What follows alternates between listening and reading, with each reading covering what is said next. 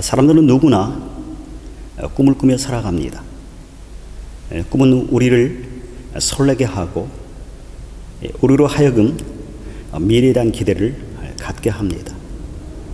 꿈은 내비게이션과 같은 그런 역할을 합니다. 내비게이션이 우리를 목적지까지 안내하는 것처럼 꿈도 우리를 목적지까지 안내하는 그런 역할을 합니다. 꿈은 누구나 꿀 수 있습니다. 그러나 누구나 꿈을 이룰 수 있는 것은 아닙니다. 여러분, 꿈이 있습니까? 지금 꿈을 꾸고 계십니까? 그렇다면 실패도 고난도 두려워하지 말아야 합니다. 그리고 나의 모든 것을 그 꿈을 위해서 쏟아볼 준비가 되어 있어야 합니다. 우리가 잘 아는 사도 바울도 꿈꾸는 사람이었습니다. 사도 바울은 이 땅 가운데서 평생 선교의 꿈을 꾸었습니다. 자신의 꿈인 선교를 이루기 위해서 그는 이 땅 가운데서 자신의 전부를 걸었습니다. 그는 선교의 꿈을 이루기 위해서 때로는 감옥에 갇혀만 했고, 때로는 매를 맞기도 했고, 환난과 핍박을 견뎌내야만 했습니다. 선교의 꿈을 안고 달려가는 사도 바울에게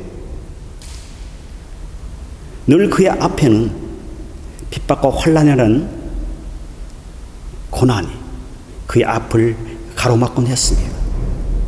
그럼에도 불구하고 사도 바울은 끊임없이 자신이 꾸었던 선교의 꿈을 향해서 달려갔습니다. 그리고 모든 것을 거기에 쏟아부었습니다. 그리고 마지막 그의 삶의 마지막 부분에서는 로마에서 순교를 맞이합니다. 사도 바울은 선교의 꿈을 안고 밟았던 땅들마다 그곳 가운데 복음의 씨를 뿌렸고, 그가 뿌렸던 복음의 씨앗은 소아시아와 유럽에 수많은 많은 교회들이 세워지는 그런 역사가 일어났습니다. 예수님에게도 꿈이 있었습니다. 예수님이 이 땅 가운데서 두 가지 꿈을 꾸셨습니다. 첫째는 십자가를 지는 꿈이었습니다.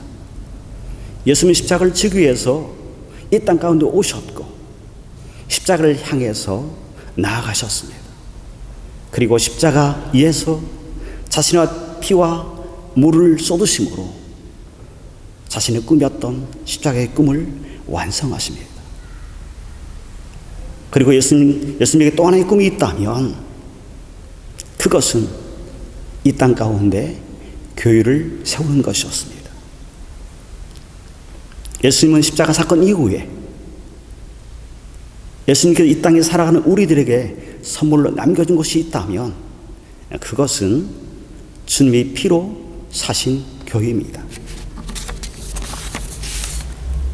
예수님이 이 땅 가운데 자신의 피로 주님의 교회를 세우셨습니다. 주님이 세우신 교회는 눈에 보이는 건물로서의 교회가 아니라 그리스도의 몸을 이루는 영광스러운 하나님의 교회를 말합니다.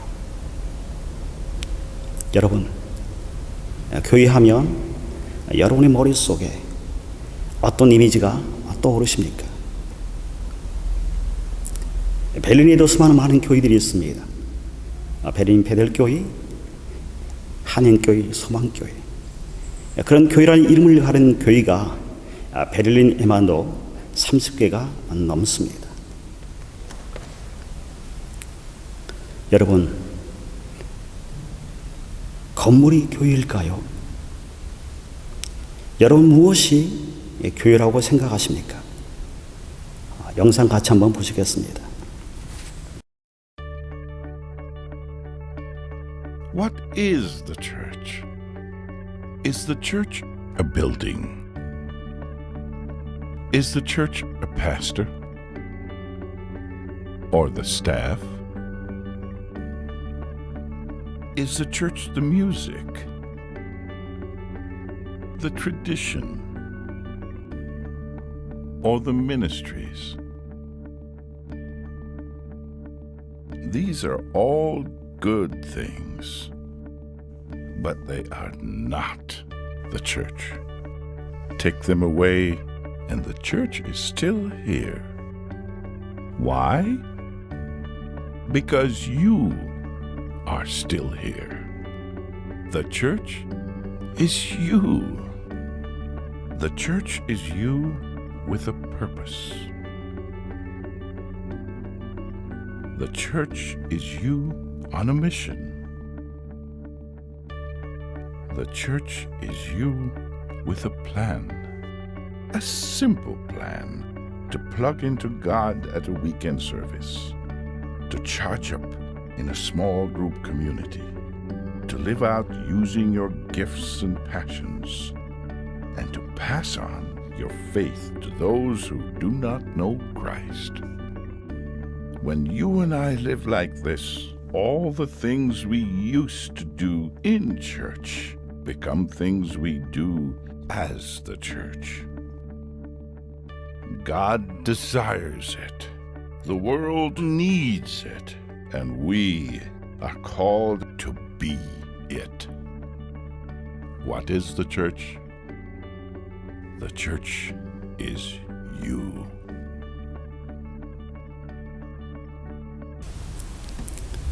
교회는 건물이 아니라 여러분 자신이 교회입니다. 교회는 헬라어로 에클레시아라고 하는데 이 단어는 밖으로라는 뜻을 가진 에크와 부르다라는 뜻을 가진 칼레오의 합성어입니다. 죄악된 세상에서 불러낸 받은 자들, 그들이 곧 에클레시아이고 그들이 곧 교회라는 말씀입니다. 교회는 결코 건물이 아닙니다. 세상으로부터 불러낸 받은 저와 여러분이 여러분 이 시대의 교회인 것입니다.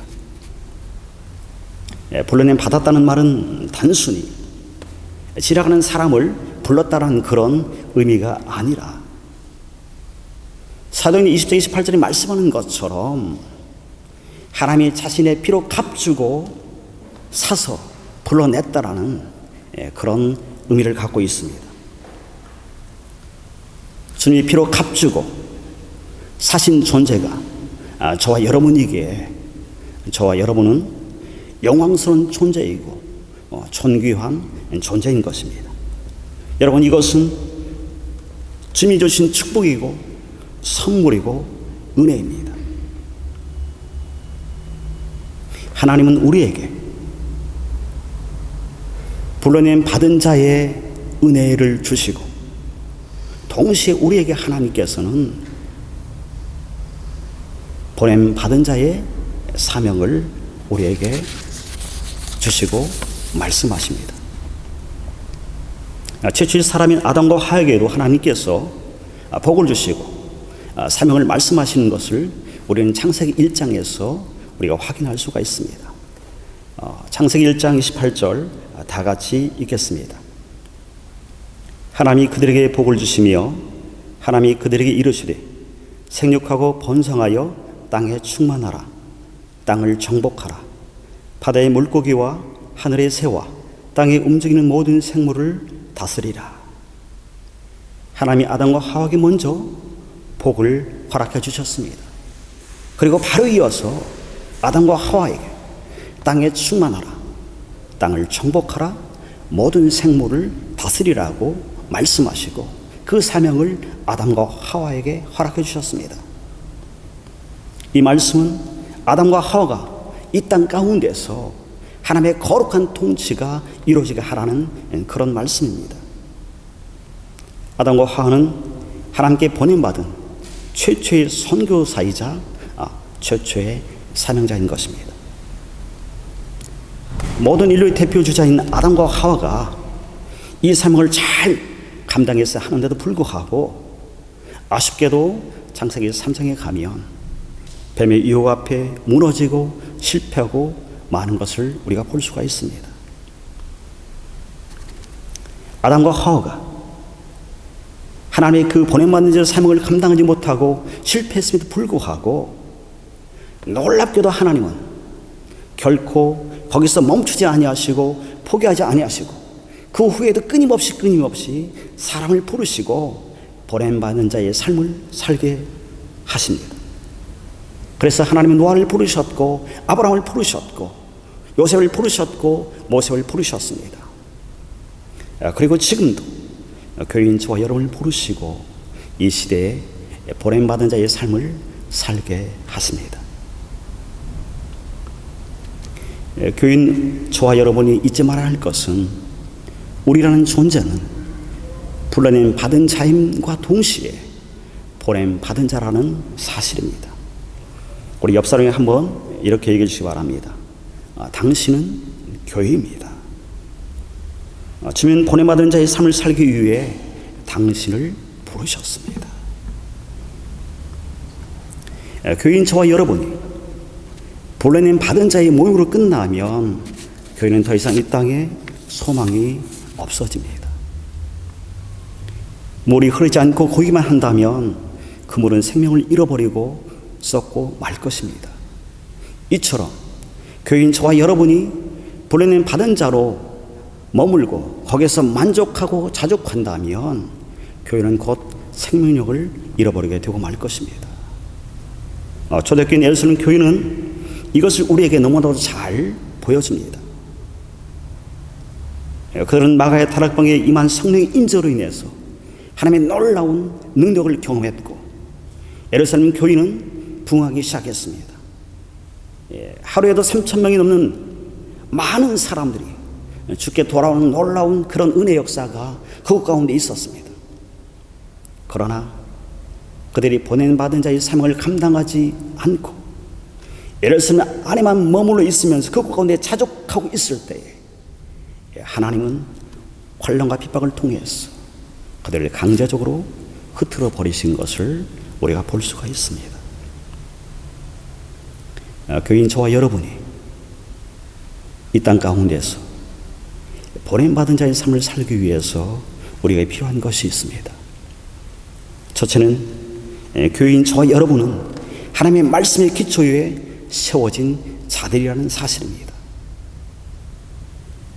에베소 2장 20절 말씀을 보면 저와 여러분은 사도와 선지자의 토 위에 세워졌다라고 말씀합니다.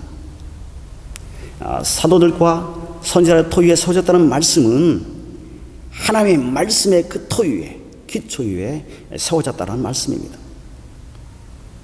사도들과 선지자들은 우리들이 잘 아는 것처럼 하나님의 말씀을 전하는 자들입니다. 사도들과 선지자들이 전했던 그 하나님의 말씀의 기초 위에 그 토 위에 세워진 자들이 저와 여러분이고 곧 저와 여러분이 이 시대의 하나님의 교회라는 사실입니다.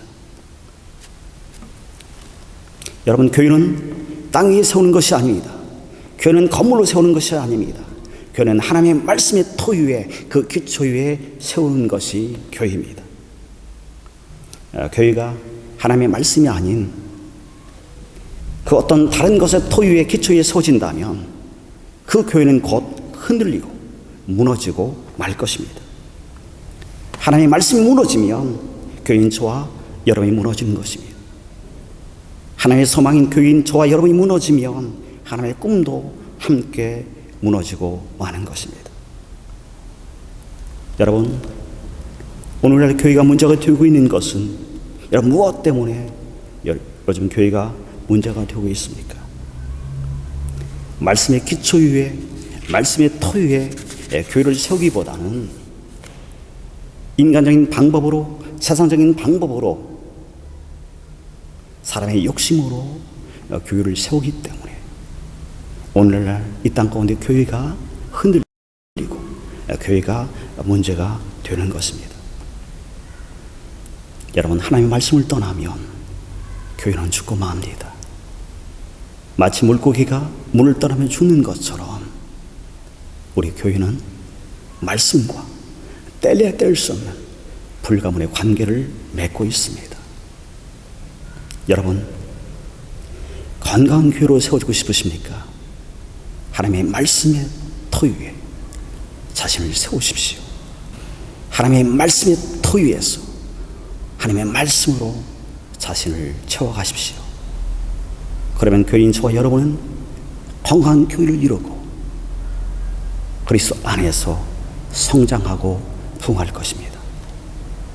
두 번째로 우리가 기억할 것은 교인은 모퉁이를 되신 예수 그리스도가 중심이 되어야 한다는 사실입니다. 에베소 2장 20절 우리 다 같이 한번 읽겠습니다. 너희는 사도들과 선지자들의 터 위에 세우심을 입은 자라. 그리스도 예수께서 친히 모퉁이 돌이 되셨느니라. 주님이 친히 교회를 이루는 우리 안에서 모퉁이 돌이 되신다고 말씀합니다. 모퉁이 돌은 건물에 있어서 가장 중심이 되는, 없어서는 안 되는 그런 기초석을 말합니다. 건물에 있어서 이런 모퉁이 돌이 없으면 건물은 곧 무너지고 마는 것입니다. 여러분 한번 사진 한번 보겠습니다.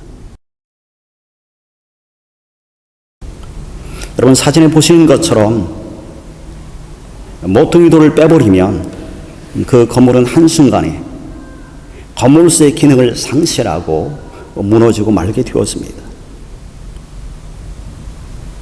모퉁이를 두신 예수 그리스도가 교회 가운데 그 중심 가운데 있지 아니하면 교회의 존재 의미는 사라지고 말 것입니다. 교회는 철저하게 모퉁이를 두신 예수 그리스도가 중심이 되어야지 그 어떤 다른 것이 목회자가 중심이 된다거나 사람이 중심이 된다거나 건물이 중심이 된다면 그 교회는 교회로서의 어떤 기능도 목적도 달성할 수 없을 것입니다. 여러분 우리가 살고 있는 유럽 땅을 보십시오. 화려한 건물을 자랑하던 유럽 교회들이 텅텅 비어가고 있습니다. 신학을 이어갈 다음 세대들이 사라져가고 있습니다. 왜 이런 일이 일어나고 있습니까? 모퉁이를 두신 예수 그리스도가 그들의 삶의 중심에서 점점 사라져가고 있기 때문에 이런 현상이 일어나고 있는 것입니다. 지금 우리가 잃어버린 하나님의 말씀을 회복할 때입니다. 우리 안에 희미해져가는 예수 그리스도를 다시 한번 우리가 찾고 부를 때입니다. 그럴 때 이 땅 가운데 진정한 소망이 있게 되는 것입니다. 우리 안에, 우리 가정 가운데, 우리 일터 가운데 모퉁이를 두신 예수 그리스도가 그 중심에 있게 하십시오. 그분이 나를, 나의 가정을, 나의 일터를 이끌어가도록 우리의 모든 것들을 그분께 내어드리고 그분 앞에 순종으로 나아가는 저와 여러분이 되기를 소망합니다. 마지막으로 교인 저와 여러분이 성숙하고 성장하고 자라기 위해서 반드시 필요한 것은 교인 저와 여러분이 교회의 주인 되신 예수 그리스도와 하나로 연결되어만 한다는 사실입니다. 에베소 2장 21절 우리 쉬운 성경으로 다 함께 같이 한번 읽겠습니다. 건물 전체가 그리스도 안에서 서로 연결되어 주님의 거룩한 성전으로 점점 자라갈 것입니다. 교인 저와 여러분이 어떻게 하면 성장하고 성숙할 수 있습니까? 하나님은 어떻게 하면 이 땅의 교인 저와 여러분이 성장하고 성숙할 수 있다고 말씀하십니까? 답은 간단합니다. 교인 저와 여러분이 그리스도 안에서 그리스도와 하나로 연결되어지는 것입니다. 여러분, 왜 우리가 그리스도와 하나로 연결되어져야만 합니까? 예수 그리스도 안에 생명이 있기 때문에 우리의 생명 되신 예수 그리스도 안에 우리가 함께 연결되어질 때 우리는 예수 그리스도와 함께 더불어 성장하고 성숙하고 자라게 되는 것입니다. 그리고 우리는 함께 그리스도 몸을 이룬 우리가 함께 그리스도 안에서 함께 연결되고 연합됨으로 그리스도 몸을 이루어갈 때 진정한 성장과 성숙이 있게 되어집니다.